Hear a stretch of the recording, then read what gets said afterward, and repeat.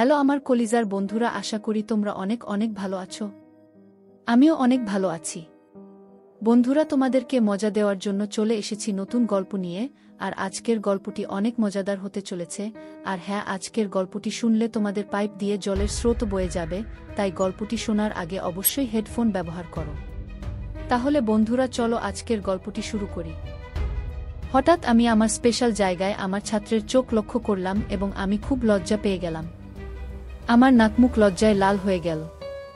ছাত্রের কামার্ত দৃষ্টি আমাকে পাগল করে দিচ্ছিল। আমি আস্তে আস্তে তার প্রতি দুর্বল হতে লাগলাম। তখন সে আমাকে বলল, ম্যাডাম, একটা গান আমার খুব প্রিয়, আপনি গানটা শুনতে থাকুন, আমি আপনার জন্য চা বানাবো। আমি বললাম ঠিক আছে। গানটা শুনতে শুনতে হঠাৎ আমার সামনে একটা ভিডিও চলে আসল। আমার সব ভিজে যেতে লাগলো। তারপর সে আমার সাথে যা করলো, তোমার জল নেমে যাবে। তারপর শুরু থেকে বলো, হ্যালো বন্ধুরা, আমি নাসরিন, সবাই আমাকে আমার বান্ধবী বলে। সবাই বলে আমি দেখতে পরিমনির মতো। আমি একটা পাবলিক ভার্সিটিতে পড়ি। আমার বয়স 22 বছর। আমার বাবা মা গ্রামে থাকেন আর আমি ঢাকায় ছাত্র হোস্টেলে থাকি। আমার বাবা মা আমার লেখাপড়ার খরচ জোগাতে খুব কঠিন মনে করেন, তাই আমি টিউশনি খুঁজতে বাধ্য হয়েছি। পাইনি, তাই আমি একটি জাতীয় পত্রিকায় বিজ্ঞাপন দিয়ে পড়াতে চেয়েছিলাম। বিজ্ঞাপনের মাধ্যমে একজন বৃদ্ধ আমাকে ডাকলেন এবং বললেন, আপনি কি আমার ছেলেকে 10ম শ্রেণীর ছাত্র পড়াতে পারেন? আমি বললাম, হ্যাঁ চাচা, আমি প্রথম পড়াতে গিয়েছিলাম দিন। এবং দেখল ছেলেটি 10ম শ্রেণীর ছাত্রটি দেখতে খুব সুন্দর এবং স্মার্ট দেখতে এবং শুনে খুব ভালো, ভদ্র। তারপর তার বাবা মায়ের সাথে কথা বলে আমি তাকে প্রাইভেট পড়া শুরু করি। প্রথম দিন যখন আমি তাকে প্রাইভেট পড়াতে যাই, হঠাৎ আমি তার দিকে তাকাতাম, কখনো সে তার চোখে আমাকে।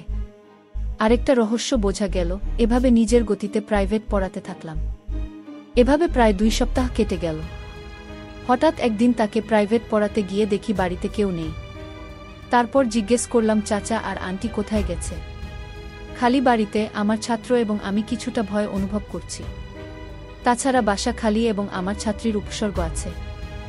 আজ আমি খুব ভালো বুঝতে পারছি না সে আমার দিকে তাকালো কেন। তখন আমার ছাত্র বলল, ম্যাডাম, আমার মাথা খারাপ। তুমি চা খাও, আমি তোমার জন্য চা বানিয়ে দেব। তোমার জন্য আমার চা খাওয়া হলো। আমি বললাম, ঠিক আছে, চা খাওয়া যাবে। আমি কখনো কল্পনাও করতে পারিনি যে সে হাতে চা বানিয়ে তার প্রশংসা করতে শুরু করবে। আমার প্রশংসা শুনে তিনি খুব খুশি হলেন। এইভাবে আমি তাকে 2 মাস প্রাইভেট টিউট করেছি। 2 মাস খুব ভালো কেটেছে। তারপর একদিন আমি আমার ছাত্রের বাড়িতে বসে শাড়ি পরি।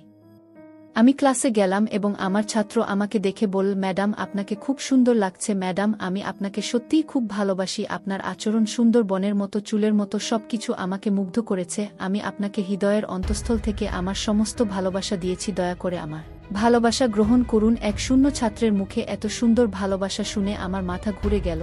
আমি কল্পনাও করতে পারিনি যে সে আমাকে এত সুন্দর ভালোবাসা দেবে। তখন কি করব বুঝতে পারছি না। মনের ভিতর সব কিছু একটা ঝড়ের মতো লাগছে। আমি এর আগে কখনো কারো সাথে প্রেম করিনি, তাই কিছুই বুঝলাম না। তার এই কথাগুলো শুনে কেমন যেন পাগল হয়ে যাচ্ছি শুনে। আমার জীবনে এই প্রথম কারো কাছ থেকে এমন রোমান্টিক কথা বললে। সে বলল, ম্যাডাম, আপনি কি আমাকে ভালোবাসবেন? আপনি কি আমার ভালোবাসা মেনে নিন? সে আমাকে এভাবে প্রেমের প্রস্তাব দিয়েছে। তারপর কি করব বুঝতে পারছিলাম না। বলল, রাকিব, তুমি আমার ছাত্র। তাছাড়া আমার থেকে 4 বছরের ছোট। আমি এসব নিয়ে ভাবি না। তাহলে গুনাহ হবে। আমার ছাত্র বলল, ম্যাডাম, আপনি বড় হলে কেন? বয়সে বড় হলে ভালোবাসতে পারবেন না? ভালোবাসতে পারবেন না? আমি তোমাকে আমার হৃদয়ের নিচ থেকে ভালোবাসি। আমার ভালোবাসায় কোনো ফাঁক নেই ম্যাম। আপনি আমার চেয়ে বড় হলেও আমার কোনো সমস্যা নেই। আপনি যদি আমাকে পছন্দ করেন তবে আমি পড়াশোনা করব না। মন খারাপ করে মনে মনে ভাবলাম, অনেক কষ্টে টিউশনি পেলাম। যদি মিস হয় তাহলে বাসা ভাড়া দেব, কিভাবে যাব, বাঁচতে পারব? মনে মনে অনেক ভয়, যদি না করি। এখন তাকে ভালোবাসার প্রস্তাব দিও না, হয়তো আমার টিউশনি মওকুফ হয়ে যাবে। রাকিব তার বাবাকে বিভ্রান্ত করবে। এসব ভাবতে ভাবতে বাসায় চলে আসলাম।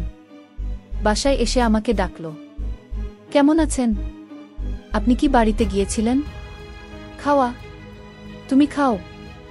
আমি বললাম, হ্যাঁ খেয়েছি। আপনি? রাকিব বললেন, হ্যাঁ ম্যাডাম।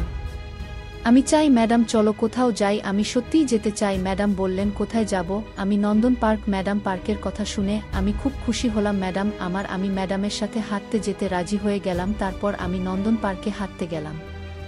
হাতে হাত ধরে আড্ডা দিচ্ছিল অনেক মুনাফিক। এটা দেখে আমি ছাত্রের প্রতি আরও আবেগপ্রবণ হয়ে পড়ি। তিনি আমাকে বিভিন্নভাবে দুর্বল করার চেষ্টাও করেছেন। আমি তাকে প্রাইভেট পড়াতে যাইনি।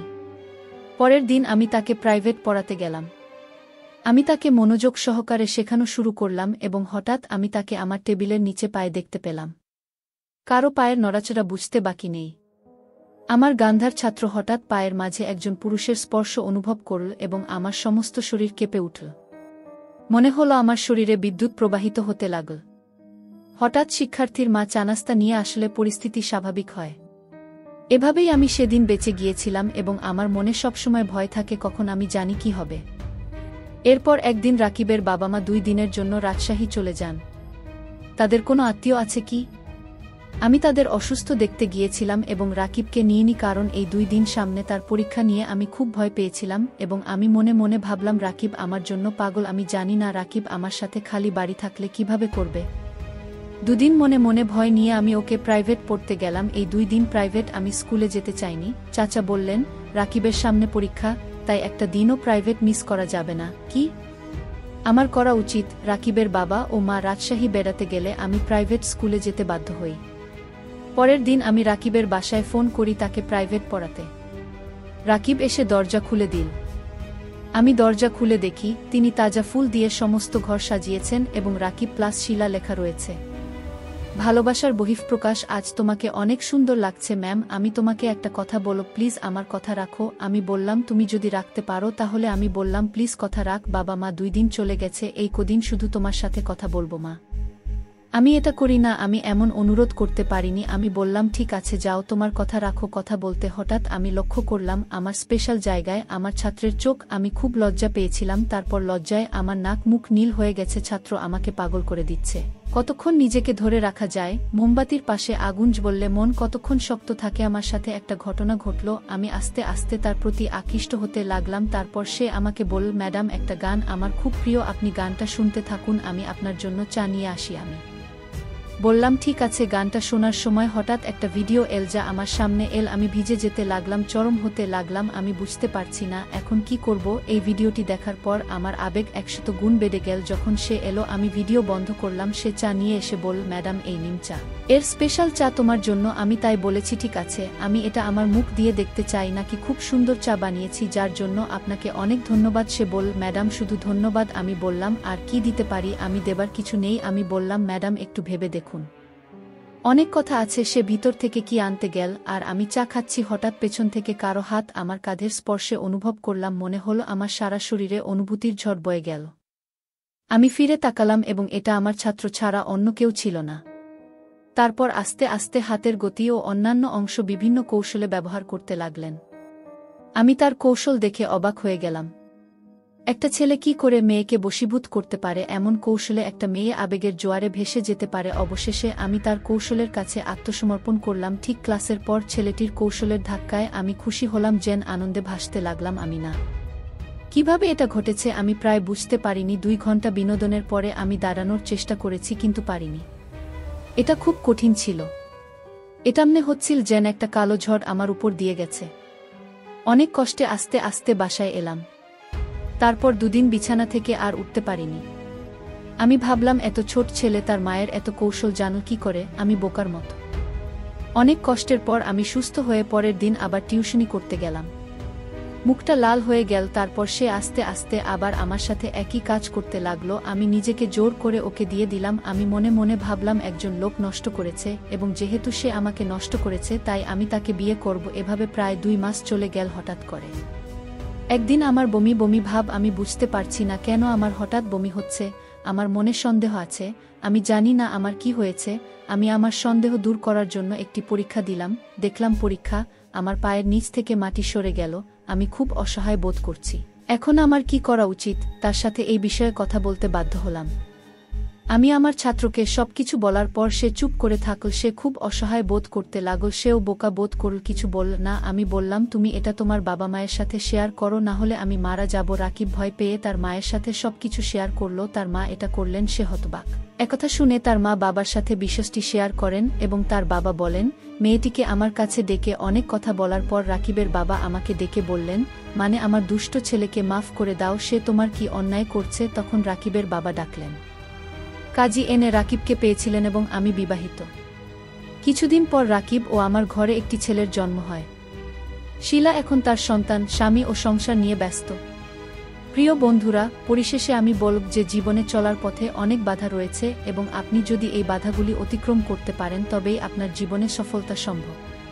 তার পিতামাতার স্বপ্ন এবং নিজের সারা জীবনের মহান রাব্বুল আলামিন আমাদের সবাইকে সঠিক বোঝার তৌফিক দান করুন। বন্ধুরা, ভিডিওটি ভালো লাগলে একটি লাইক দিন এবং এমন ভিডিও পেতে চাইলে আমার চ্যানেলটি সাবস্ক্রাইব করুন। সবার সুস্বাস্থ্য কামনা করছি। বন্ধুরা, আমি সিথি দিদি, আমি অনেক কষ্ট করে তোমাদেরকে গল্প উপহার দেই। আমার গল্পটি ভালো লাগলে অবশ্যই আমার চ্যানেলটি সাবস্ক্রাইব করবে আর পাশে থাকা বেল আইকনটি অল করে দিবে। তাহলে বন্ধুরা, আজকের মতো বিদায় নেই, দেখা হবে আগামী ভিডিওতে।